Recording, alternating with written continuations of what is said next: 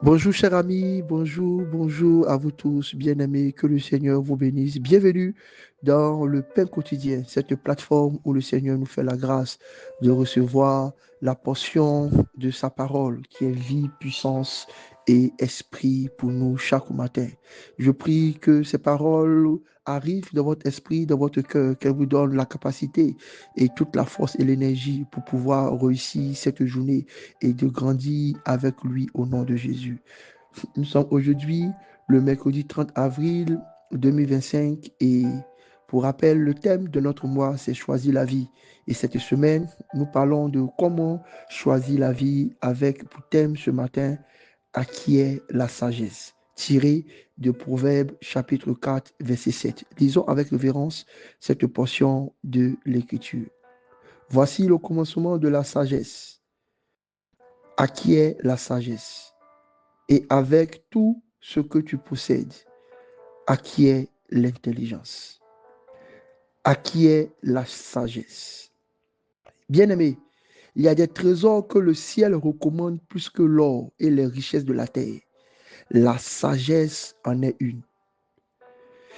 La sagesse est un capital et un trésor pour la vie, car c'est elle-même qui active le principe d'une vie ordonnée, juste et prospère. Salomon, l'homme le plus riche, a dit ceci, acquiert la sagesse. Bien-aimé, la sagesse oriente nos choix. Et si nous devons choisir la vie en ce mois, ça veut dire que si nous choisissons Jésus, nous avons reçu une sagesse divine.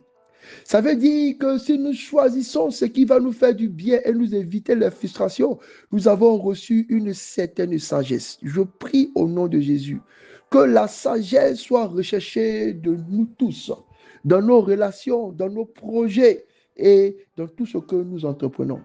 La vie est faite de décisions. Et pour cela, je vous recommande un très bel ouvrage écrit par l'évêque Samuel Adé, La puissance du choix, qui vous permettra aussi de comprendre comment faire de bons choix. À chaque carrefour de notre vie, nous avons besoin de direction. À chaque saison, nous avons besoin de discernement.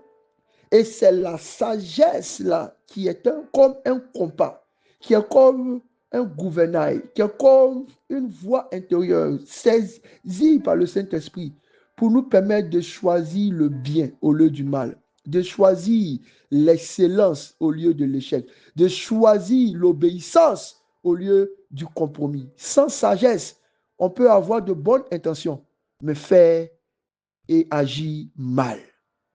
La sagesse voit le mal et se cache. La sagesse bâtit une maison.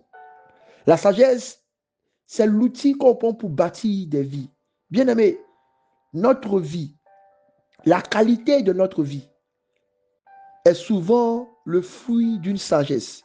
Pas seulement cette sagesse spirituelle qui nous a fait connaître Jésus, mais aussi une sagesse de la vie qui nous a fait rentrer en relation avec les personnes qui pouvaient nous faire contribuer de manière positive. Une sagesse pour bâtir est ce que nous devons rechercher. Car elle nous permettra, cette sagesse, d'être comme un ciment pour recueillir relations, pour recueillir circonstances, pour recueillir tout le nécessaire pour que notre vie soit un bel édifice. Bien-aimés, la sagesse nous permettra de connaître la prudence quand nous serons en face des pièges de l'ennemi. La sagesse nous permettra d'être en vigilance quand nous sommes attaqués et dans les plans de l'ennemi. La sagesse nous donnera la paix car elle nous permettra de trouver les bons mots, les bons thèmes pour parler au cœur. La sagesse nous mettra en honneur parce que tous ceux qui seront autour de nous, tous ceux qui la verront, nous célébrerons et nous serons enrichis à cause des fruits de la sagesse. Mais la sagesse a un prix. La sagesse a un prix. Le prix de la sagesse, c'est la crainte de l'Éternel. Car la Bible dit dans Proverbe chapitre 9, verset 10, la crainte de l'Éternel est le commencement de la sagesse. La sagesse va enfanter la science. La sagesse va enfanter l'intelligence. Mais toute sagesse qui commence par la crainte de l'Éternel est capable de nous faire vivre des journées, des vies, des années et des expériences excellentes. La sagesse sera pour toi un bouclier, une lumière, une voix forte. Proverbe chapitre 3 dit, heureux l'homme qui a trouvé la sagesse et l'homme qui possède l'intelligence, car le gain qu'elle procure est préférable à celle de l'argent. La sagesse est une chose très importante que nous devons rechercher. Là où je vais faire une chute dans cette introduction, bien-aimé, de cette exhortation, désolé, c'est que le cri de la sagesse ne doit pas être oublié. À qui est la sagesse? Pourquoi? Parce que là où il y a divorce, là où il y a trahison, là où il y a manque, là où il y a erreur, là où il y a péché, là où il y a tout ce qui est trouble, il y a forcément manque de sagesse.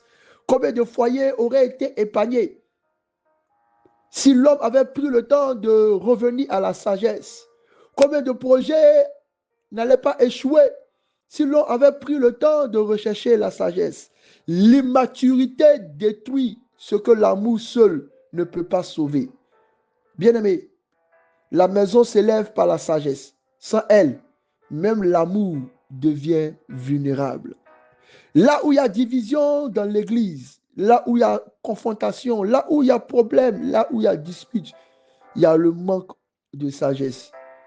Parce que il y a de l'orgueil spirituel, parce qu'il y a des rivalités, parce qu'il y a des accusations entre des frères. C'est la preuve que ce que nous avons prononcé, ce que nous avons pensé, ce que nous avons fait n'a pas été empreint d'amour ni de sagesse. Les faux choix, les mauvaises alliances et surtout les alliances charnelles non inspirées par le Saint-Esprit, les décisions précipitées et insensées ouvrent des brèches que même les prières ne peuvent fermer. L'immaturité ouvre des brèches que même l'amour et l'argent ne peuvent sauver. Bien-aimé, là où il y a faille, là où il y a ruine, là où il y a frustration, il n'y a pas seulement des attaques de Satan, il y a souvent un manque de sagesse. Je prie au nom de Jésus que le Seigneur nous donne la sagesse pour que nous ayons les partenaires, non pas par émotion, mais les partenaires de destinée.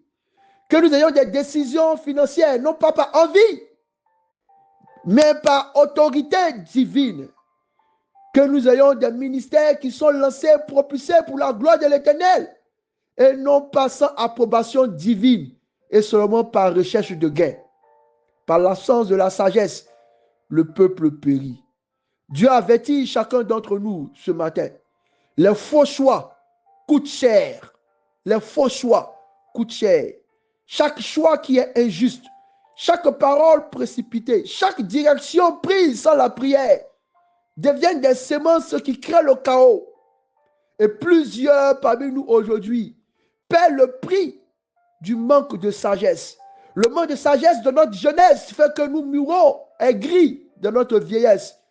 Le manque de sagesse de notre ministère fait que nous finissons par voir notre église être en train d'être détruite par manque de sagesse. Bien-aimés, des générations souffrent parce que des pères ont manqué de sagesse. Des jeunes se perdent parce que leurs conducteurs et leurs bergers ont manqué de sagesse. Des familles, des enfants crient et pleurent parce que des gens ont fermé les oreilles à la voix de la sagesse.